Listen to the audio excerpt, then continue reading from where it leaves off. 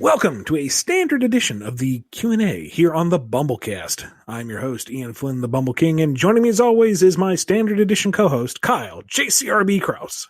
Yep, just the regular edition today. No collector's edition here. Just the normal, bog standard, regular old me.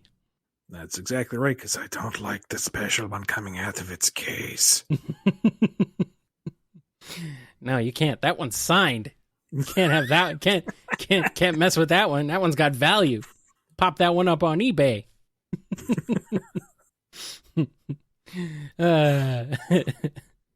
What's up? How you doing on this fine Friday? I don't know, man. I'm ready to answer some questions. How about you? I'm ready. Yeah, we don't have a heck of a lot going on.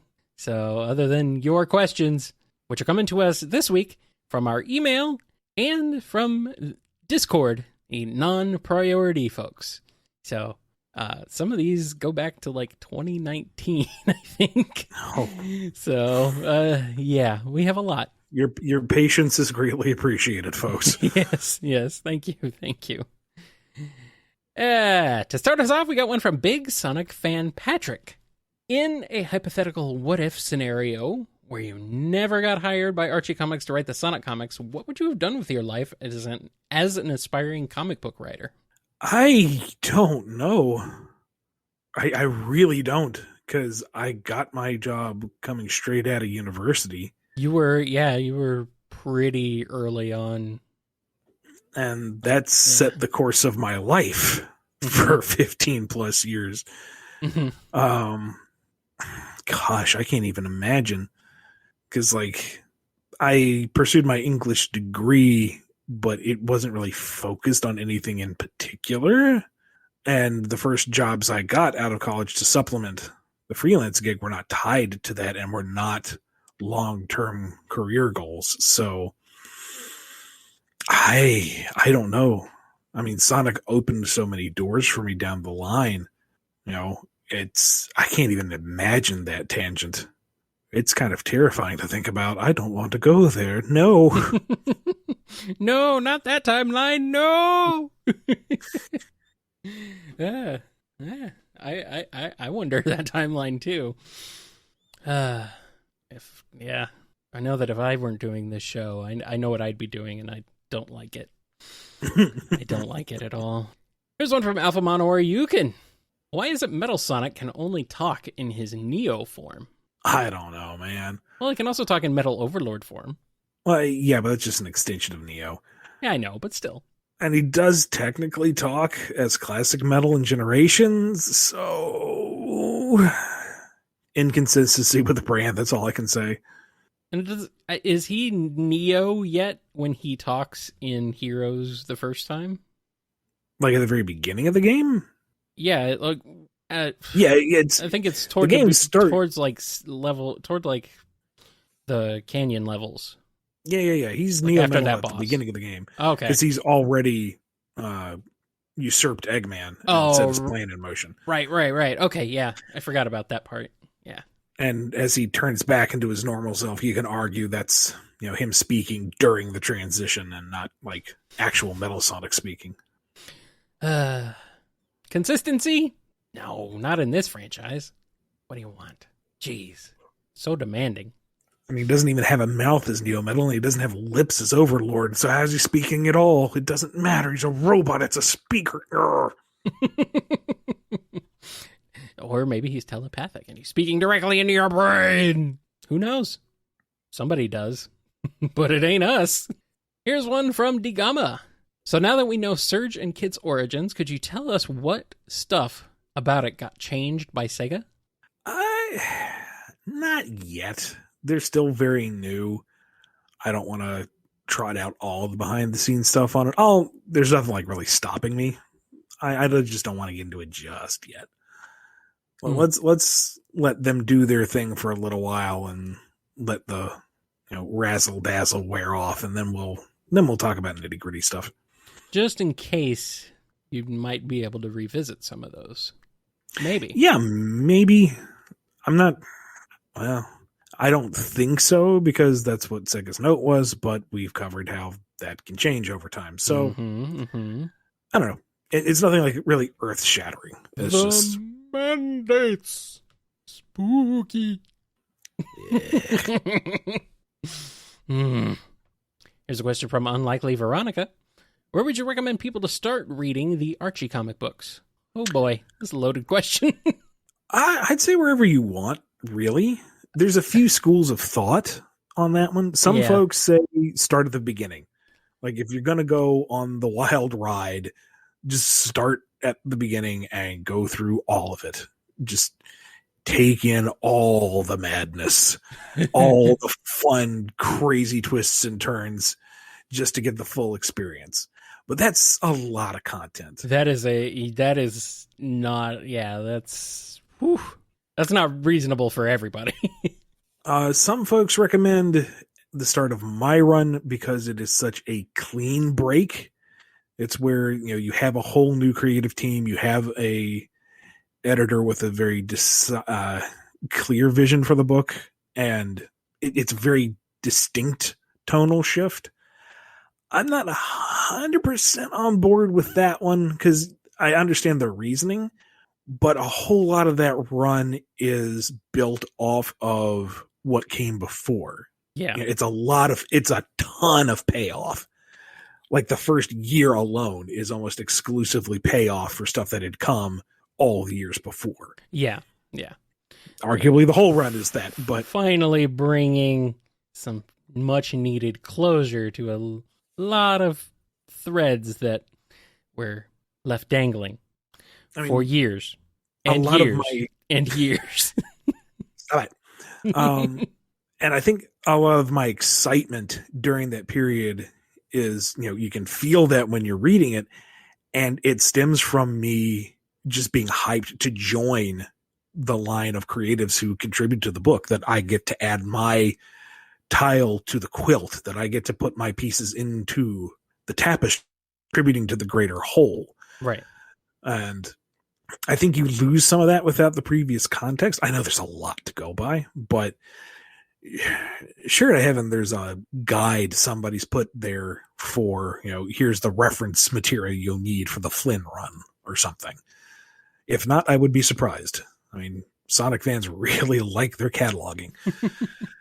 The other suggestion is to start post reboot. Yeah. And I get that one primarily because it is the new continuity. And aside from the very beginning, you don't really need to read the other stuff to get the context. And personally, I don't think you really do need to have read the other stuff, because the whole point of that opening arc is, there was something before, but it's gone now. So yeah. I think that can be understood well enough. So that's where I've seen people break it down the most. The whole enchilada, 160 where I began, which I'm not particularly a fan of. I think you should read at least some of what came before, and then the post reboot, because it is self-contained.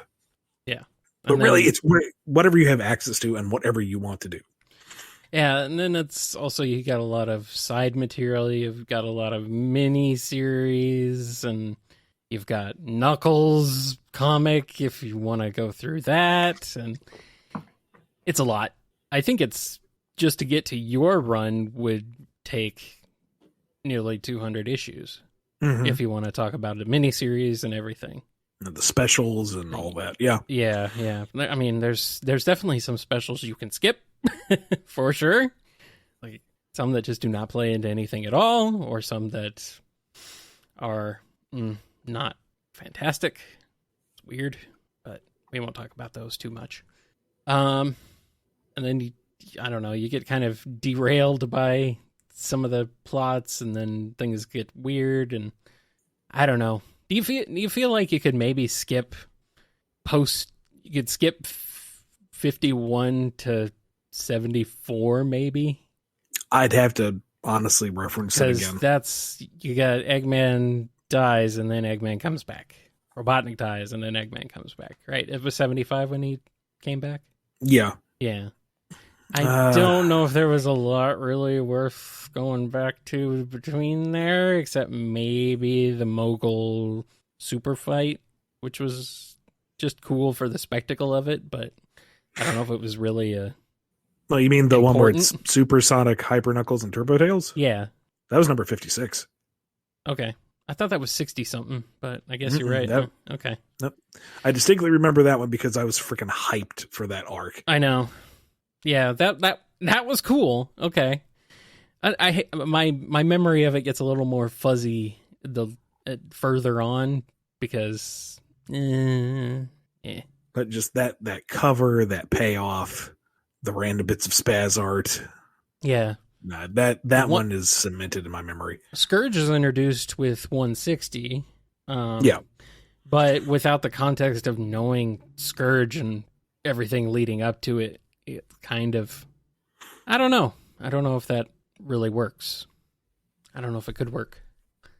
Because, I don't know, having some context for who Scourge is before you get to that point might help.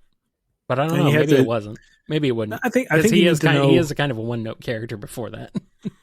Yeah, but it's more than just that. You have to know who Evil Sonic is. You need to understand the nature of the anti-universe. Right. And I don't think you need to read all the Evil Sonic stories necessarily to get Scourge, because before 150, he kind of becomes something of a joke character. But you still need to have an understanding of his beef with Sonic and the existential essence, at least the ground floor concept of the antiverse that's introduced. Yeah. And then we take that and we build upon it with Scourge and actually go somewhere with it. Right. Yeah. It's tough to say. That's the thing. So there's a few hard points where you can cut off and join in, but the only problem with the reboot is it just kind of unceremoniously ends. Yeah. That's what you know about the pre-reboot run too. True. That's true. But it takes and which one hurts more is up to you. But it takes a long time to get there. Here's another way to look at it, is like one of the things that got me into the books was when I was reading as a kid, having all the editor's notes saying, hey, this is referencing this issue. Mm-hmm. I was like, oh, well, I've missed that part of the story. I need to go back and get that back issue and read it. And that's how they hooked me. Right. And that's a brilliant tactic. So I used it as much as I could as well, without, turning the page into a full annotation.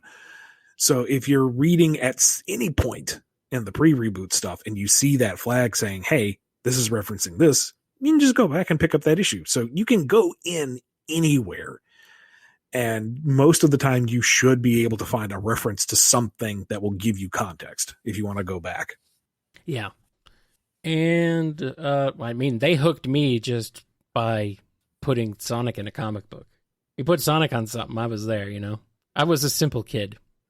Still am, really. I didn't stick with it, though, I guess, because I did fall off. I let my subscription fall off around 60, I think it was around 64-ish. I think that's why I was getting confused, because I was thinking the mogul stuff happened, right at the end of my first subscription stint. So, I don't know. Here's one from Tick Tick. One thing that's been kind of bugging me?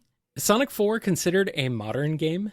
Since elements from it are present in Chow races and Badnik bases, that means Sonic 4 happens in the modern continuity. But if Sonic 4 happens in the modern continuity, how come it references events from the classic continuity? Does it also exist in the classic continuity? At least in the pre-Generations continuity? Also, is Classic Sonic split up into a split timeline like No Generations and Generations? Where does Sonic 4 fit exactly? This is the frustrating thing about certain things. Yeah. And here's the thing, is that Sonic 4, when it was conceptualized and executed, was before the whole classic modern split happened, so it wasn't even taken into consideration. Yeah. And when reconciling timelines, there isn't going to be a perfect solution, because there was never a point A to point B game plan. Most of the games were built in the context of, here's the new game, and that's it. Callbacks were more of a kind of a fan service afterthought. They were not part of the greater whole, from my understanding. Hey. So I could be wrong. But Hey. that's the impression I got. Hey, kids, you like Sonic? Here's Sonic. Remember this? From my understanding, Sonic 06 was kind of supposed to be a new direction for the series as much as Adventure was, and then that didn't work. So it's diverting back onto, it's like trying to get off the off ramp on the highway, realizing no, that's wrong, and then driving over the trees and barrels back onto the highway. It ain't going to be pretty. So my understanding is Sonic 4 is part of the modern timeline, and classic Sonic is its own divergent timeline. And it makes the most sense that the split happens at Generations, when the timeline is first mucked with, if not at Forces / Sonic Mania, when it gets messed with further. But there's a classic Sonic timeline, there's a modern Sonic timeline, and where that split happens and where everything fits is not a publicly known thing yet. This is just as convoluted and kind of dumb as the Two Worlds thing. It's worse, to be perfectly honest. Actually, yeah, you're probably right. Yeah. Yeah. Because Two Worlds never worked to begin with, and at least as far as my opinion goes. And it was never really that firmly implemented, so it was very easy to put it back in the grave. Except for Sonic X, but that's Sonic. It makes Sonic X officially, its own canon, which, right. That's fine by me. That works. Yeah, I know there's a lot of fans of Sonic X out there for sure. Oh, sure. And that's not to say anything bad about Sonic X. It told its story its way. Yeah, but I mean, people seem to take it as kind of like the canon Sonic intention because of because Sonic Team were so involved with it. And it was a reflection of that at the time, the same way that the old OVA was. True. So, yeah. And I mean, if you really want to get down to brass tacks, because of the marketing split, Sat AM and Adventures of are just as much legitimate, because that was what the American brand of Sonic was. There was going to be a split. Right, yeah. And now it's all back together. Oh my God. So, I mean, if and when an official timeline comes out, I know folks aren't going to be 100% satisfied with it, because it's not going to work perfectly, because it can't. And where some people imagine games fitting, it's like, yeah, it probably could work that way, but it could also work this way, or it could probably work a third way, maybe even a fourth. So I don't know if that comes about. It's like, it's the best you can do with something like this. His ride is just absolute insanity. Mm-hmm. Yeah. You know what I hope, though? I hope that they don't canonize any sort of timeline, because people will freak out a lot when things aren't matched up to what they wanted them to be matched up. Well, that's what I'm saying. Yeah. We can't do that. No. It'll be the Hyrule Historia all over again. Yeah, no, it'll be worse. It'll be like 10 times worse, dude. It'll be rough. And that's what I'm saying. We can't canonize this stuff, man. And that's what I'm saying, is that there cannot be a 100% correct answer. Nope. So whatever is settled upon at whatever point is going to be, the best you can really get. And if you disagree, well, you know what? That's your bag. I'm sorry. You're not necessarily wrong. It's just take it as it is. I am kind of surprised that there are as many Two Worlds fans as there are. But everyone's a fan of something, I suppose. Yeah, and I can kind of see where they're coming from on it. I never liked Two Worlds, so I'm biased. But yeah, me neither. But I guess if you were glad we have someone who answer. Maybe if you were someone who grew up with Sonic X, and that was kind of your thinking of that was your Sonic. It's always that way, though. Everyone's got their Sonic, so that's what makes it hard, where people are like, this is the absolute best way and everything should be this way. And it's like, no, not everyone agrees with that. That's what makes it That's what makes it both great. That's what makes both Sonic great and very frustrating. Here's a question from Joystick. In Shadow the Hedgehog, Gerald calls Shadow his son in his video message during a cutscene in the last story. Does this make Shadow sort of Eggman's uncle? Or Eggman otherwise Shadow's family in some way, albeit awkwardly? In some media, Eggman and Shadow appear to regard each other similarly to how estranged family might. So this idea seems to track with me. What are your thoughts? You're not wrong, but I don't see either of them really acknowledging it that way. Like, I think Eggman sees Shadow as a creation first and foremost, not as a familial thing. And likewise, Shadow just wouldn't want to be associated with Eggman. He won't necessarily, turn down the idea of being Gerald's symbolic son, but he has nothing to do with Eggman. He doesn't even want to entertain the notion. So if there was any kind of thought between them like that, it would have died on the vine very early on. All right, here we go into one from Gab Sam. Hey, Ian, could you explain how Surge and Kit were made? It was implied they were different people, but at the same time, they got their internal part as robot, which feels like, even with goofy fictional science, only skin was glued to this robot parts we saw in the first panels. Thanks. No, there's still some meat in those mecha bones, but Yummy, yummy. The exact process is intentionally left nebulous because that's a lot of stuff to get put into somebody, and that's just you. That's a little too gory for it's Sonic. It's mad science, even is though what it is. Even though you did do an entire zombie apocalypse storyline, that's still too dark. It really toes that line. Yeah. It's intentionally left ambiguous because there's no hard scientific way to actually do this. So Starline implemented cybernetics into their bodies. He modified them with the biodata and, decoded DNA and whatnot and turned them into what they are today. How? Mad science! And there you go. Are you trying to tell me that Wolverine isn't real, Ian? Oh, he is. Oh. But that's a different degree of mad science. Oh, with a metal skeleton inside him. Yeah, that's just infusing molten metal onto bones. Completely different. Oh, okay, cool. Way more believable. I totally get that. Definitely a that's a much more grounded thing, Popping claws out of your hands, that's normal. That's just Tuesday. Here's a question from Owen W. In issue 144 of Archie Sonic, we see a poster for a Sonic Underground Interdimensional Concert Tour. My question is, what are some of the zones they visited during this? Oh, they went to all the zones, man. So many zones. They went to the Bat Sonic zone, and Joker Robotnik almost crashed the party, but they were saved. They went to the Soniczilla zone, and they used their music to call Flicky Thra Mothly. Mothly. It's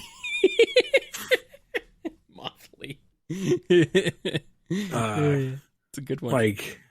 They were in the background of that one very special episode of Sally McBeal.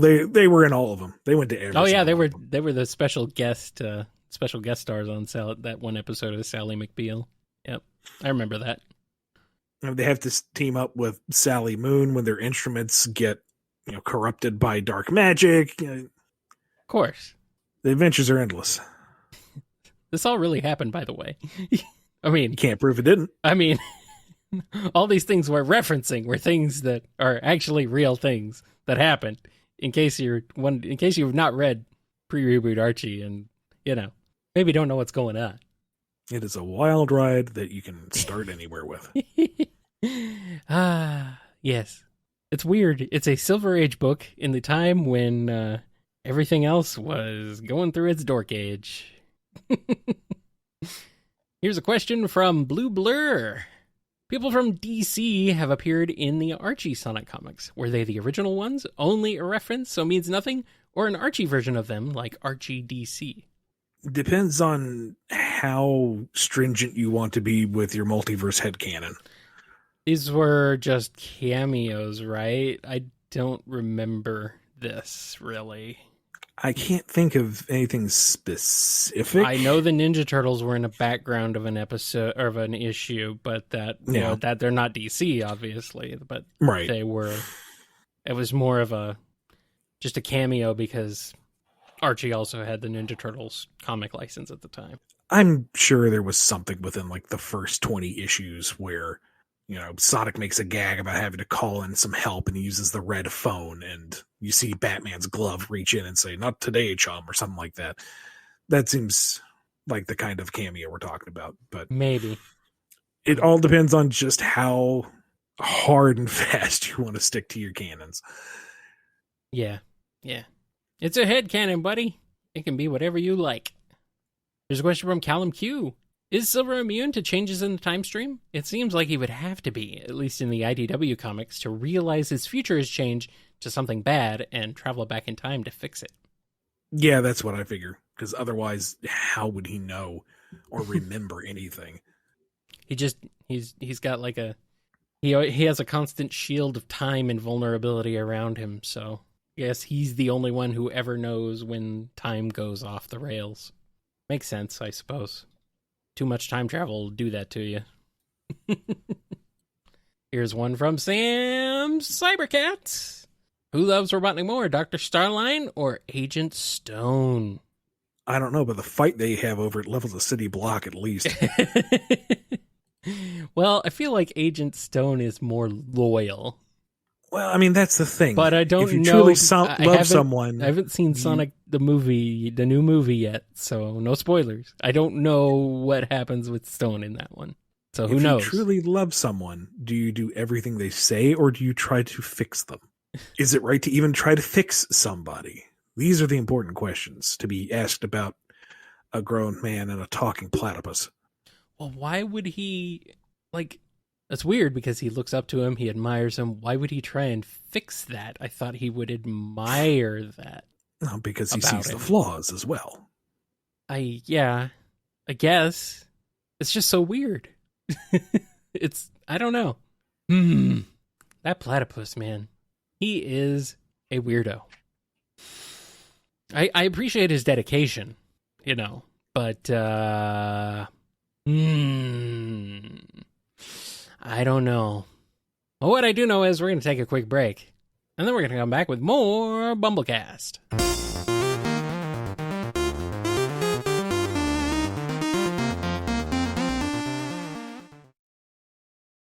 We're back with a question from Liam D. Hey Ian, will you ever expand upon the Mr. Tinker side of Dr. Eggman? I feel as though there's more to explore, and I don't feel like Starline kidnapping him was a satisfying end to that arc. However, I feel the longer it's left, the more irrelevant it becomes. Here's the thing, Liam. I never meant it to be relevant. It was an excuse to have him out of the picture and to create the mystery of who is running the Eggman Empire. And once Neo-Metal was revealed, that was it. That's the end. And Dr. Starline brings him back to form. That establishes Dr. Starline as a bad guy and a fanboy. And that's it. There was nothing more to be done with Mr. Tinker. It was a visual gag. There was no greater thinking behind it. And the way folks have latched onto it honestly caught me by surprise. So Evan has gotten some mileage out of it, for sure, what with Bell's connection. Oh, yeah. But I personally see no reason to go back to it. So either ask Evan to find a way to do, or, if there's enough demand for it, maybe IDW says, hey, there was a Tinker thing here. Let's tinker with it. It's like, all right, I'll think of something. I'll come up with something. But Mr. Tinker was not an unmined concept in my mind. He was a one-off. Yeah. That's a shame, too. I mean, I get it. Definitely did not expect him to blow up in popularity, though. But people like that. People like that wholesomeness. They like the niceness, People like to see a villain reformed. I think that maybe that's part of it. It's like, oh, he's nice now. He's like super nice. But we can't have nice things forever, guys. Sometimes your villains just gotta be villains. Here's one from Tony C. Was the idea of Heavy King being compared to Mechasonic anchoring him based on the fact Heavy King couldn't transform in Mania?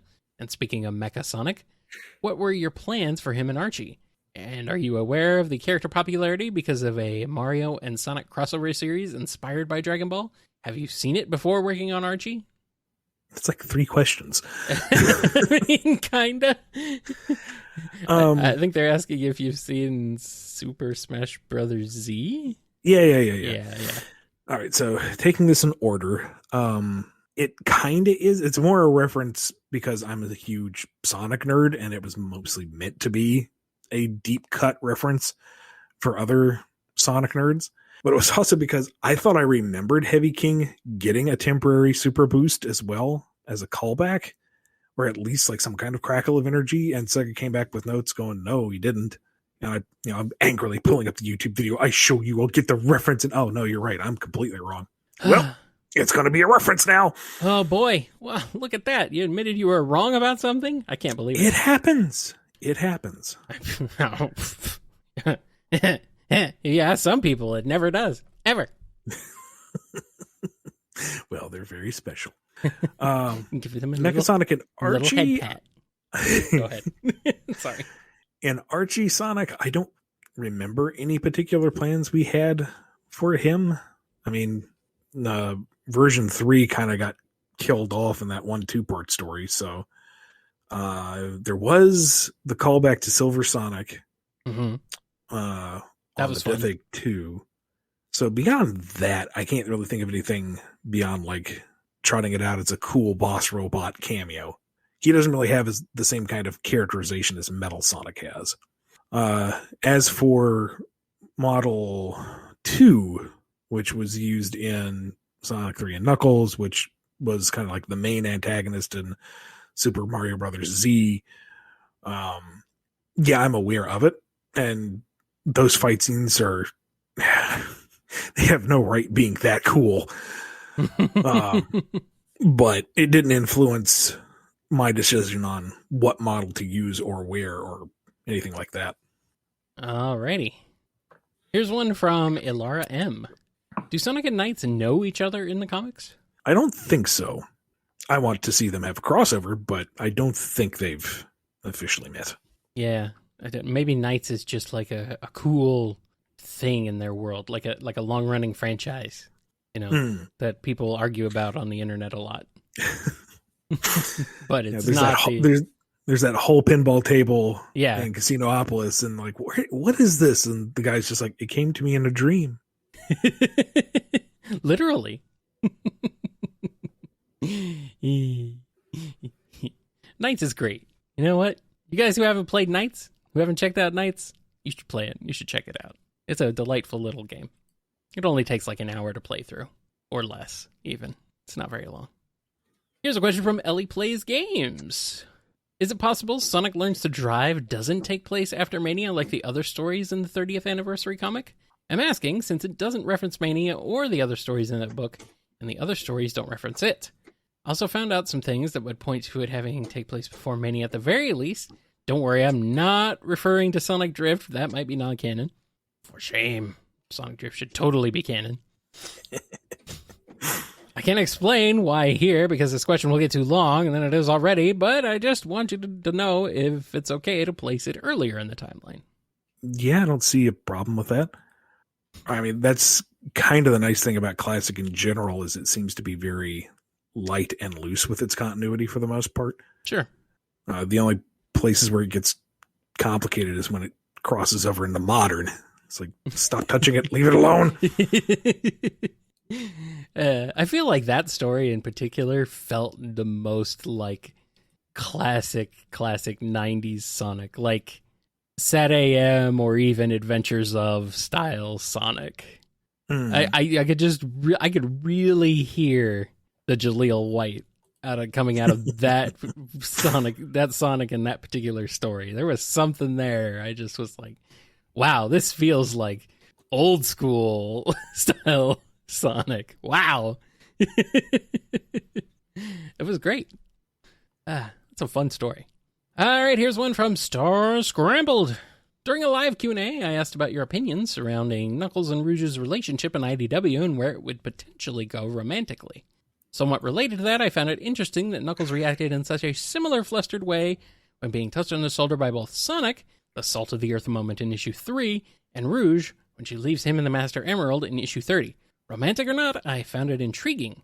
The context for both, to me, seemed up in the air, just due to Knuckles immediately getting over it almost in frustration. So I was wondering what you would make of this, intentional or not. Not.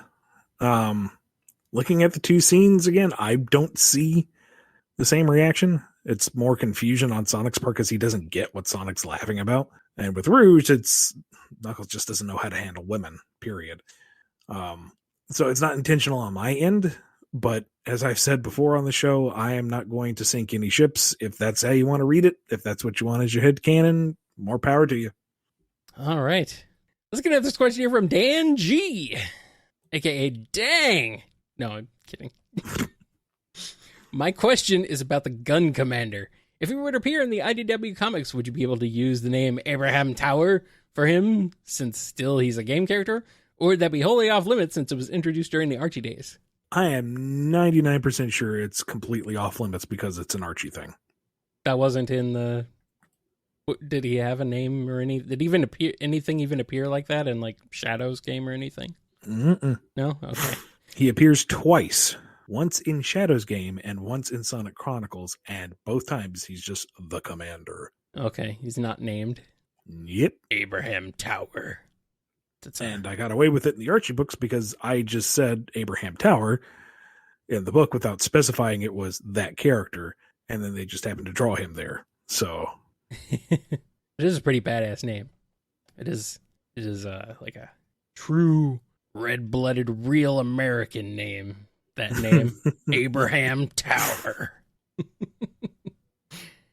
All right, here's one from Dale H. Out of curiosity, with the new Wisp variation introduced in Colors Ultimate, what would happen if Whisper's Wispun used the Ghost Wisp? Would it make her bullets intangible, or just make her Wispun intangible? Huh. Because neither of those are really useful, are they? Invisible bullets. Does she have actual bullets?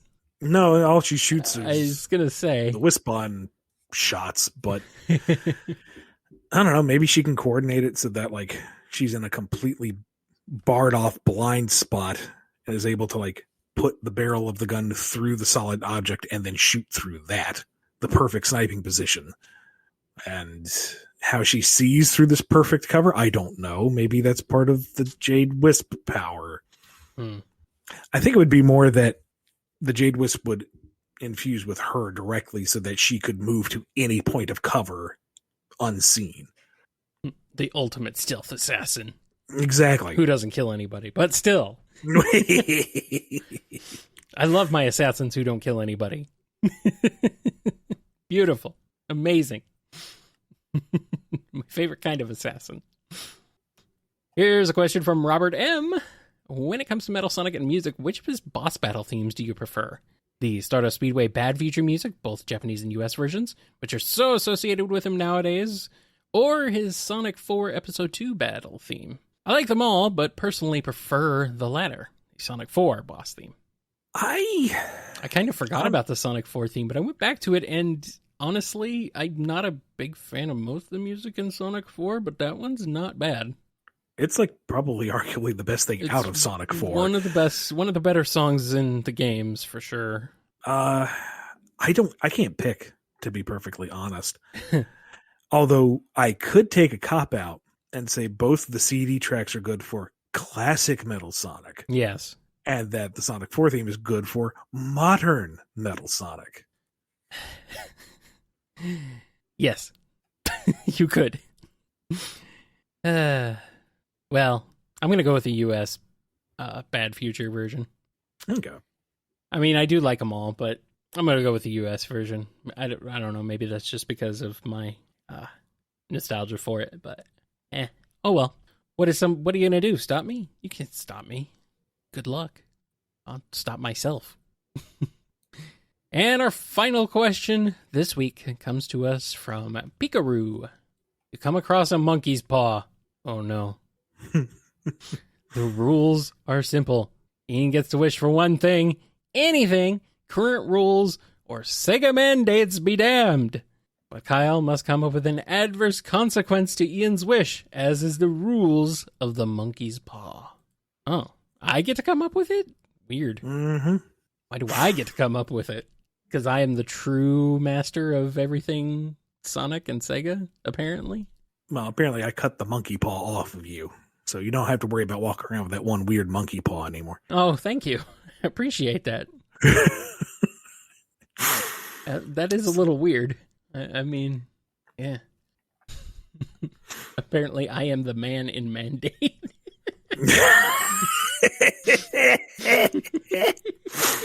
Thank you, chat. It's a good one. Thank you, Rye. All right, I get to wish for one thing. One thing. So that monkey's paw is just holding up that one finger, and I know which one it is. Yeah, but here's the thing. You can't break your NDAs or anything, obviously, right now. Unfortunately. Well, don't burn any bridges yet. You got at least a few more years on this franchise, maybe. My wish is to get whatever I want whenever I want. Trying to think of what the drawback would be to that. You get whatever. This is whatever you want whenever you want. Like, this is related specifically to Sonic, right? I didn't say that. That's okay. Yeah, I know you didn't say that. That's why I'm wondering. You get anything you want whenever you want. I mean, the rule is simple. Ian gets to wish for one thing, anything. Anything. Current rules or Sega mandates be damned. But well, they don't necessarily specify that it has to be Sonic related. That's true. No. So you anything get I want. Anything you want whenever you want. Anything I want it whenever I want it. That's what the monkey gives. Da, da, da. Okay. You can have whatever you want whenever you want, but you won't like it. No, then it means that's not what I wanted. You will get what you want and you won't like it. Oh, so as soon as I get it, I immediately dislike it. So as soon as you get it, you will be disappointed and you won't like it. It will turn out to be very disappointing or something like that, you know? It's like, no, don't be careful what you wish for. In this case, anything you wish for becomes something you need to be careful of. And I guess a vague enough wish comes with a vague enough pit trap. A vague enough consequence. Oh boy. I don't like this game. I mean, hey, I didn't send the question in. Wait a minute. That wasn't even a question.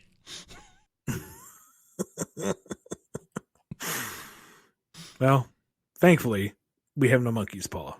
No. So I'm safe. For now.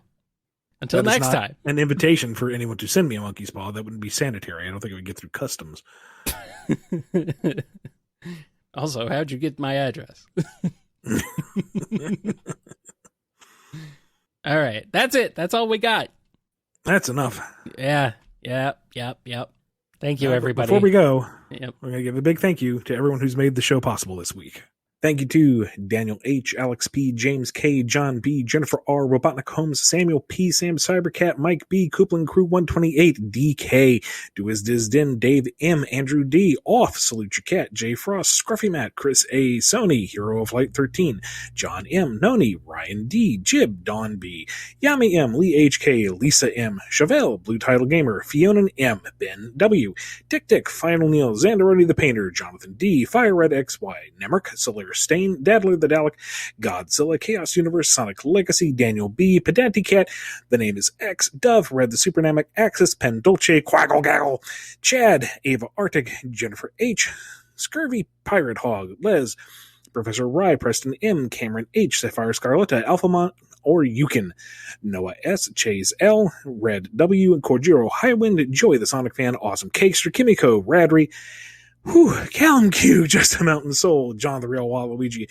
OMBD, Alex120, Ty H, Maddie H, In Zephyr, KJB, T Ranger, Crooker, and Tails, Dream Boatin, Mox, Lewis J, Derucible, Chaos Voltage, 4 Sonic Fan, Finest Cacophony, Techno Cinema, The Marble Gardener, Arc Fighter, Goosey Tentai, Agent Kaz, Lacey M, Unlikely Veronica, Michael P, Spiral Warrior, Nondol, Rhythm Raccoon is the cartoonist, Chaos Sonic 1, and Not Patrick Starr. That's going to wrap us up for this episode of the BumbleKast. We'll see you Monday for more Priority Q&A. Until then, be good to yourselves, be good to each other, and we will see you next time on the BumbleKast. See you later. Have a good weekend. Big thank you to... Ooh, look at them names. There they go. Whee! I'm not going to put the names on the screen. No. Is Sonic 4 considered a Monic game? Monic game? Monic the Seghog. I think I was just trying to turn modern Sonic into its own word, like trying to combine them. There you go. That might have been it. There I go, trying to talk like the kids again. How do you do, fellow children? Mm-hmm. Goodness, did what I say just cause a crunk? That's whack, though, yo. My apologies to all my bays out there.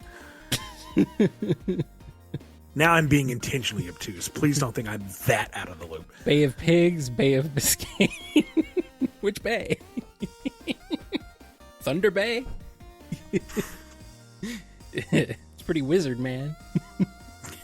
That's a good one. I like that one. You've been listening to the BumbleKast, a co-production of Bumble King Comics and the KNGI Network. Original theme music composed by Ken Coda Snyder. Remixed intro by T-Lopes. Find out more information, along with podcast feeder links, MP3 downloads, and more at bumbleking.com and kngi.org.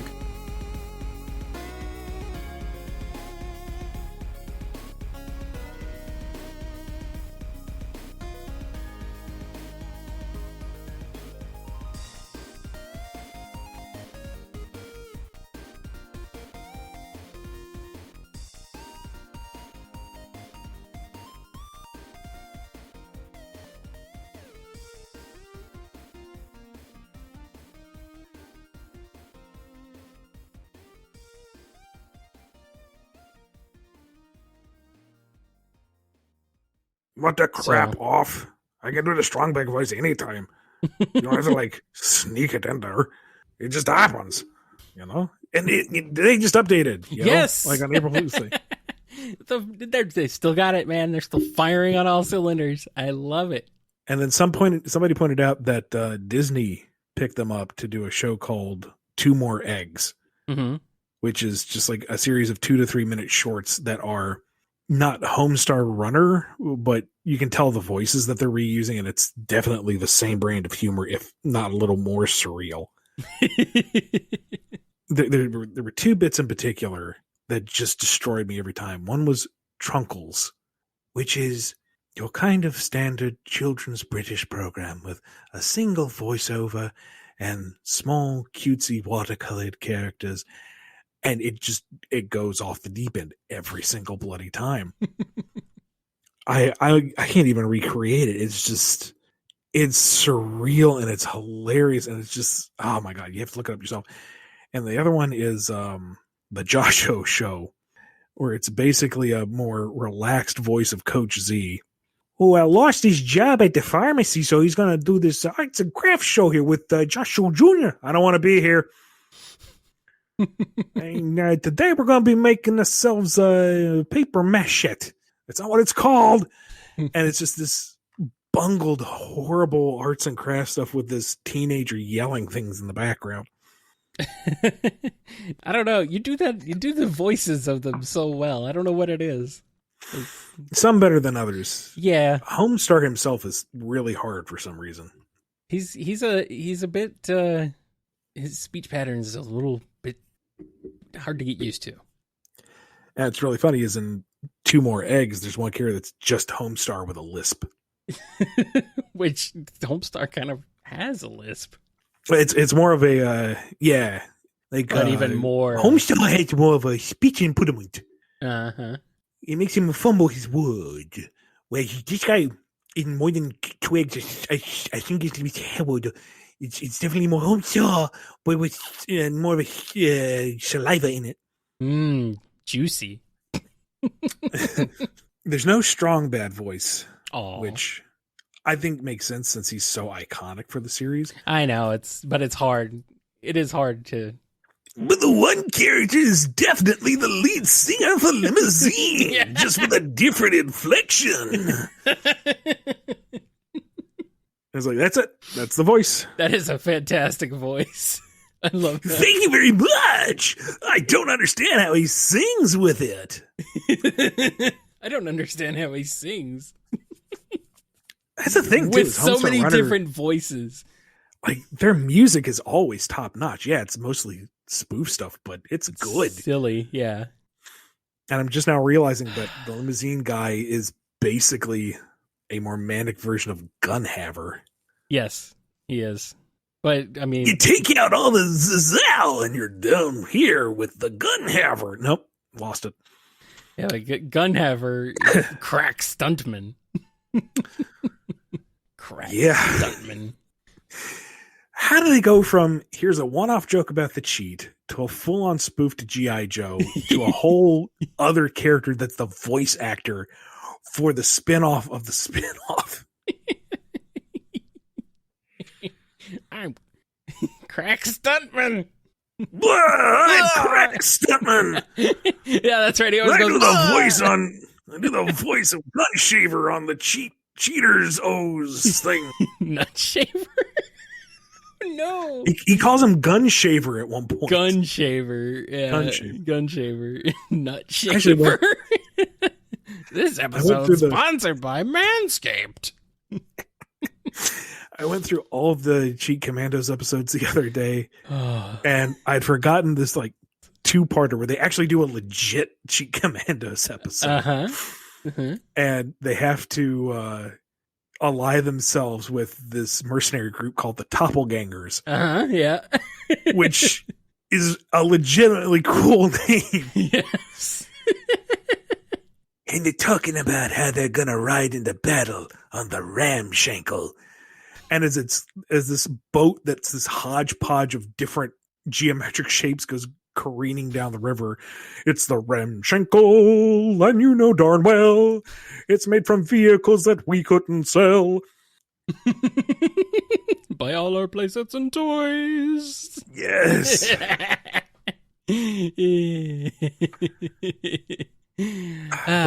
Cheapest The free. one that will always get me though is when they find out that Blue Laser is at the shopping mall. Like everything about that episode is just perfect. Mm-hmm. You know, reinforcements. Go in there and interrogate them with one of your disguises. And all he's doing, he's just wearing like a little pair of reading glasses and a wig. Excuse me, sonnies. Can you fetch me that tub of old lady rub? Because I'm an old lady. I never doubted you were a lady, ma'am. I never doubted you were a lady, sir. Ma'am. I'm an old lady. Stop right there, Blue Laser. This is the express lane, and you have 2 items too many. Those are the twins!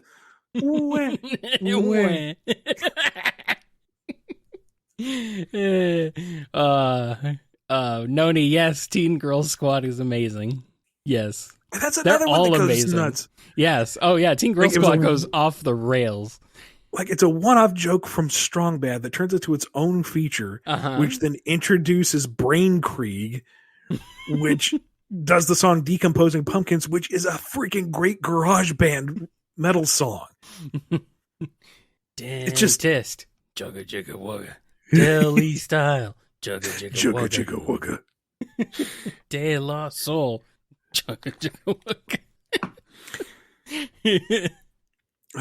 Decomposing pumpkins because they're slumping. Yep. Gonna stuff them in a mailbox. An apple is not candy. Granola bars are not candy. Chugga chugga wug, chugga chugga wug, chugga chugga wug. And it's a good song. That's what kills me. It's a killer freaking song. It's nothing but banger after banger after banger when it comes to Homestar Runner. Like, what was the one Glorious. they did this slashy? Like, nostalgic for nostalgia. Yeah, like, yeah. This is a good 90s song. Uh-huh. They just capture that. I don't know, man. Part of it might be They Might Be Giants, you know? Wait, it was really They Might Be Giants? At least for a lot of them. Really? Yeah. I think They Might Be Giants was the backing band for the Strong Bad CD. Ah, I didn't know And that. there's a lot of they have done a lot of work with They Might Be Giants. I that think they makes did sense, the 'cause- 200th email song. Strong Bad Okay. email song too. That makes So sense because They Might Be Giants just seem like cool random dudes. yeah. They're Okay. yeah. Because there's a hidden YouTube channel that's it's like a potato quality recording, but it's still a recording of the live limousine concert. And I always wondered who was actually playing. I wonder if it's them. God. Mm-hmm. That would be... go ahead. No. I was gonna say the They Might Be Giant song, experimental film. It's all Homestar. It's all the Brothers Chaps with the animation and stuff on it. I might have to look that up. Wow. Let's see. Email different town. Is that 200? No, that's 99. I think Email 200 is 200. Is it just called 200? Either way, Oh, here we go. apparently, like Puppet Homestar has appeared at a bunch of They Might Be Giant shows and stuff like that. Oh, the voice of the Poopsmith is John Linnell. Oh wow. Okay. I guess were they also the band behind Tarantula?